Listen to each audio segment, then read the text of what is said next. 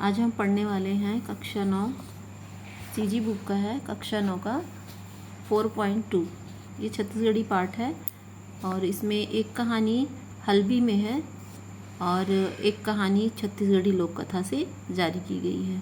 4.2 लोक कथाएँ, लोक मतलब लोगों द्वारा कही गई। तो सदियों से ये चली आ रही है कथाएँ कि पहले पेड़ पौधे पशु पक्षी इंसान सभी मतलब एक दूसरे की भाषा को समझते थे, तो इसी पर आधारित ये है। और इसमें 2 कहानियाँ इस पाठ में। तो अब हम इसको पढ़ना शुरू करते हैं। बहुत दिन पहली के बात आए, एक जन किसान के बेटा हर अकेला जंगल डहर जावत रहीस। संगे संग के बिना रद्दा कैसे रेंगे जाए ये सोच के ओहर एक ठन ठेंगा माँ तुमड़ी ल बांध के जंगल के रद्दा माँ रेंगे लागिस। रद्दा रेंगत रेंगत ओला एक ठन बड़कन असन केकरा मिलिस।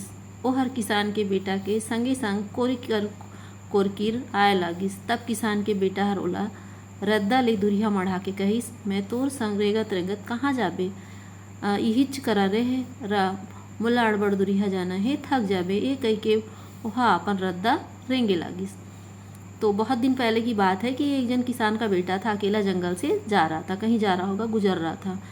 तो अब संगे संगवारी के बिना मतलब किसी साथी के बिना अकेले रास्ता कैसे सोचकर वो एक ठेंगा, एक लकड़ी था, तो उसमें तुमड़ी गोल वाला जो लौकी होता है उसको बांध के अपने रास्ता से जाने लगा। अब जाते जाते वहाँ पे एक बड़ा सा केकड़ा मिला उसको रास्ते में। तो किसान के बेटा को मतलब उसके साथ साथ में चलने लगा। चलते चलते फिर उसको उठा के वो ना किनारे कर देता किसान का बेटा। तो मेरे साथ साथ तू कहाँ चल के जाएगा, यहीं पे रह, मुझे बहुत दूर जाना है, तू थक जाएगा। और ये बोल के वो अपने रास्ते में फिर चलने लगा। तब केकरा हर कहिस, भाई दादा सेंग में संगवारी होही, रद्दा थोकिन सरू होही, मोला ते संग ले जाबे, हर इच्छा ते जिंदगी पाबे। अब केकड़ा बोलता है कि भाई साथ में कोई साथी रहेगा तो रास्ता आसान हो जाएगा, तो मैं तेरा हर इच्छा पूरा करूँगा, तू मुझे अपने साथ ले ले। केकड़ा की निक बात ला सुन के किसान के बेटा हर सोचिस, चल आज यही ला संगवारी मान लेथों और ओला तुमड़ी में धर के आगू डहर चल दिस। अब उसकी बात उसको सुन के अच्छा लगा, केकड़े की बात, तो साथ में रख लिया और चलने लगा अपनी तुमड़ी में रख के। कटकटाए जंगल, घना जंगल, साकुर रद्दा कांटा कुटी से बचत आगू रेंगे लागिस। रेंगत रेंगत तो हर एक ठन जंगल में पहुँच गिस, जहाँ एक ठन सांप और कौआ के गजब दबदबा रहा है, डर और तरास रहा है। जौन वो जंगल में जाए वो हर कबू लौट के नहीं आए। तो अब घना जंगल था, सकरा सा रास्ता था, कांटा कुटी से बचते बचते आगे जाने लगा। जाते जाते ऐसी जगह में पहुँचता जहाँ एक सांप और कौवा का बहुत दबदबा रहता है और वहाँ डर के मारे कोई जाता ही नहीं था।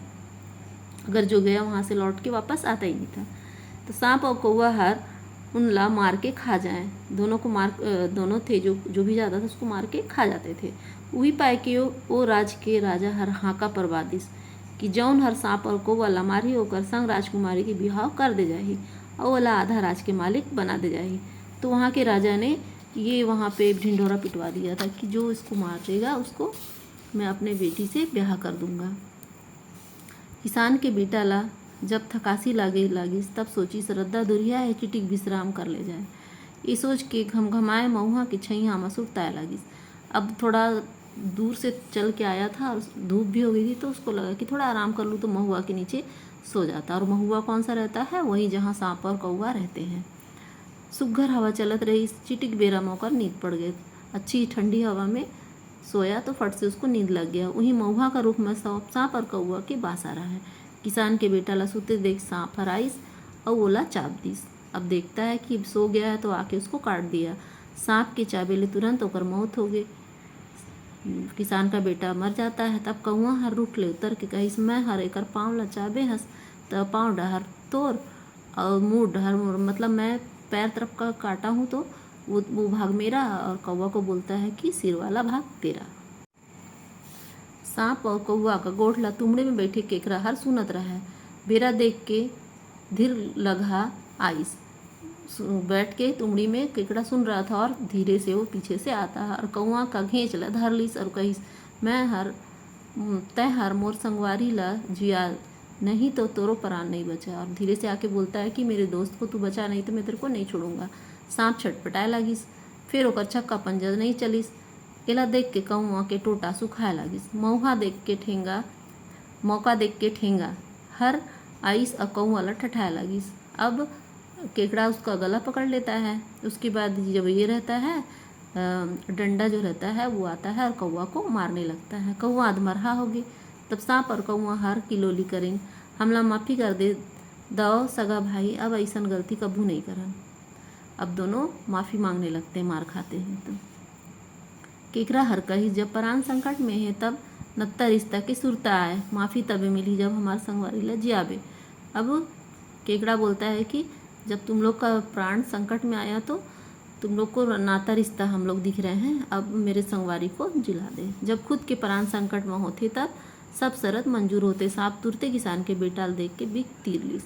अब सांप करता है क्या कि उसका विष जो होता है खींच लेता है। सांप के बिख तीरे के बाद ओला होश आइस कहिस, अड़बड़ बेर ले सूत गया केकड़ा भाई, अब चलो।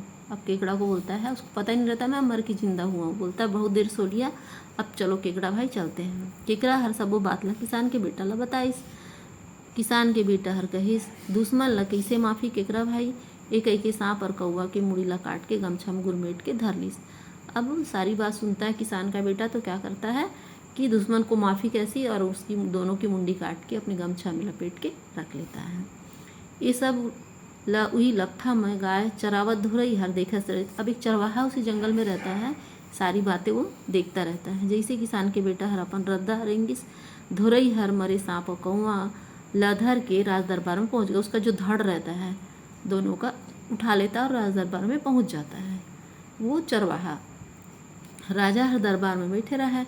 राजा के आगू में जाके धुरई हर कईस, राजा साहब मैं हर सांप और कौआ ला मार डारे, एक ही के मरे सांप और कौआ के धड़ला राजा का आगू में मढ़ा दीस। अब वो राजा राज दरबार लगा रहता है और जो रहता है चरवाहा वो ले जाता है उसका धड़ राजा के आगे रख देता है। धुरई के बात ला सुन के राज दरबार में उछाच के बादल छा गए। सब खुश हो जाते हैं राज दरबार में बैठे लोग।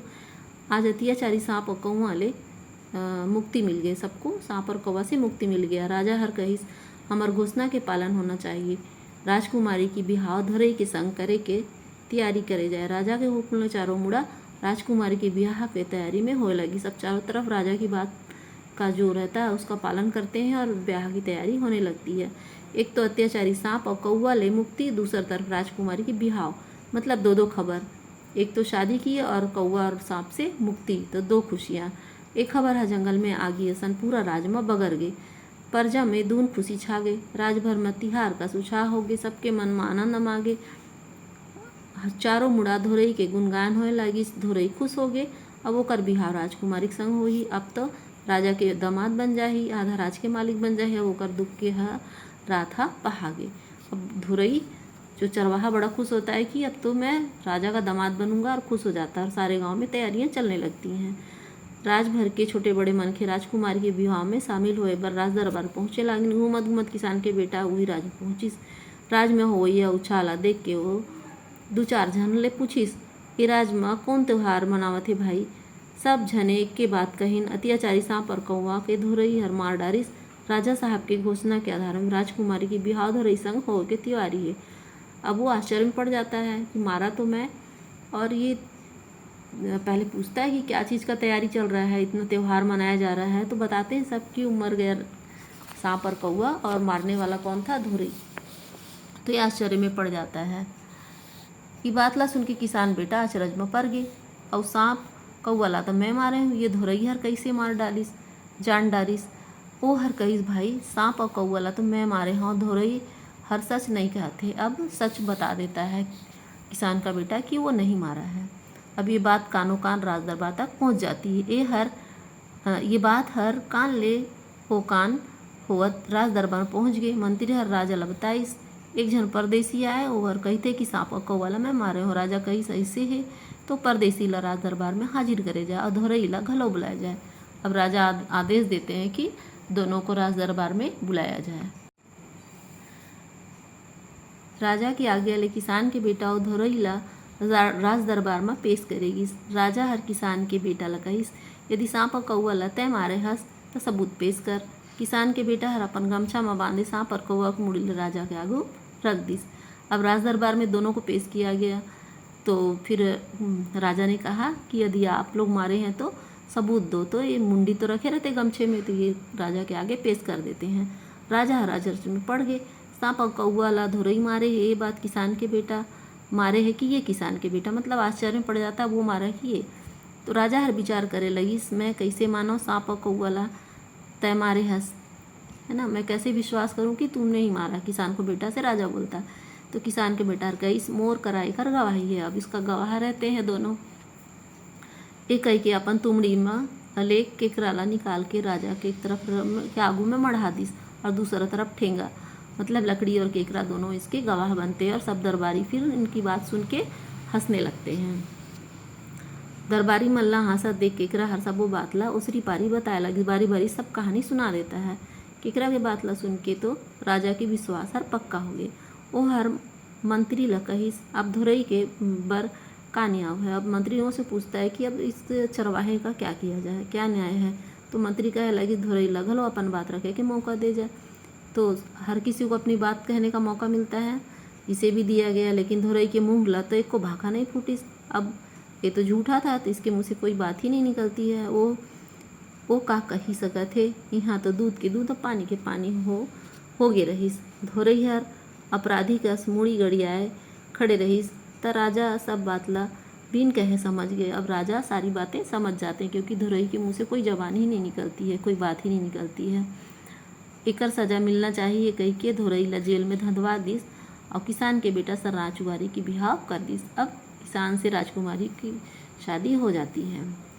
अब आगे की कहानी, किसान के बेटा हर राजा के दामाद बन के राजमहल में रहे लगी। सब वहाँ सब सुख सुविधा होए के बाद ओकर मन वहाँ नहीं लागत रहे, क्योंकि ये किसान का बेटा रहता है। 24 घंटा बैठे बैठे दिन भर घलो नहीं पहाए। तब वो हर राजकुमारी से कहिस, मोर ददा हर कहे रहीस, सदा मेहनत करके जिंदगी बिताबे, ये बात सही आए। बिना मेहनत के अनाज नहीं खाना चाहिए, बिन मेहनत के भोजन खाना पाप बराबर होते। कही के वो हर राजा के खेत में जाके काम बूता कर।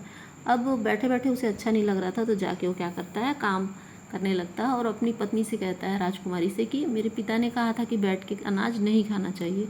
अब वो खेत में चला गया काम करने। किसान के बेटा ला खेत में काम करत देख लोगन हंसे। अब लोग हंसी उड़ाने लगे।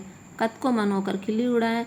हड़िया के मुँह ला परई में ढाकबे, मनखे के मुँह ला काबे ढाकबे। एक कहावत दिया है कि हंडी को ढक्कन से ढक दिया जाता है, लेकिन इंसान का मुंह तो कभी ढक नहीं सकते हैं। जे ठन मुँह ते ठन बात। कोनो का है राजा के दामाद होके मेहनत करके करथे कतिक गुनखे है। कोई उसकी तारीफ करता तो कोई क्या कहता कि मंजूर के बेटा मजूरी नहीं करी तो और का करही। धीरे धीरे बात राजा के कान में पहुंच गई। राजा हर ओला दरबार में बुला के कहिस, तै हर अब किसान के बेटा नो हस राजा के दामाद आए। अब तोला ए तरह ले काम बूता करना शोभा नहीं देवे। प्रजा माँ बने बात नहीं हुआ थे, मतलब प्रजा अलग अलग बातें कर रही हैं, अच्छी बात नहीं हो रही है। किसान के बेटा हकईस, महाराज मोला क्षमा दू, काम करना कोनो अपराध नो है। मैं अपन खेत में मेहनत करता हूँ, राजा के दामाद होके जब मैं मेहनत करूँ तब प्रजा मन हा मेहनत बर के आदर करही, आदर के भाव जागी और कोनो काम ला ओहर छोटे बड़े नहीं समझी। हमर राज में धन दिन दूनी रात चौगुनी बाढ़ी। जौन राजा के राज हर मेहनत करथे वो राज कभू अकाल भूखे नहीं हुए। अब वो अच्छे से समझाता है कि मेहनत करना कोई बुरी बात नहीं होता है, और जहाँ राजा काम करेगा तो प्रजा भी उसका कदर करेगी और स्वयं भी मेहनत करेगी और दिन दूनी रात चौगुनी तरक्की होगी। अपन दामाद की विचार ला सुन के राजा हर गदगद हो गए। ओला अपन छाती से लगा लीस और ओला विश्वास हो गए कि हर मेहनत के संगे संग विचारवान घलो है।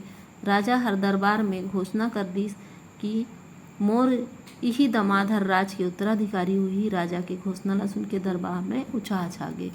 तो ये कहानी यही समाप्त होती है। राजा को इनके विचार बहुत अच्छा लगता है किसान के बेटे का, और बोलते मेरा उत्तराधिकारी यही होगा।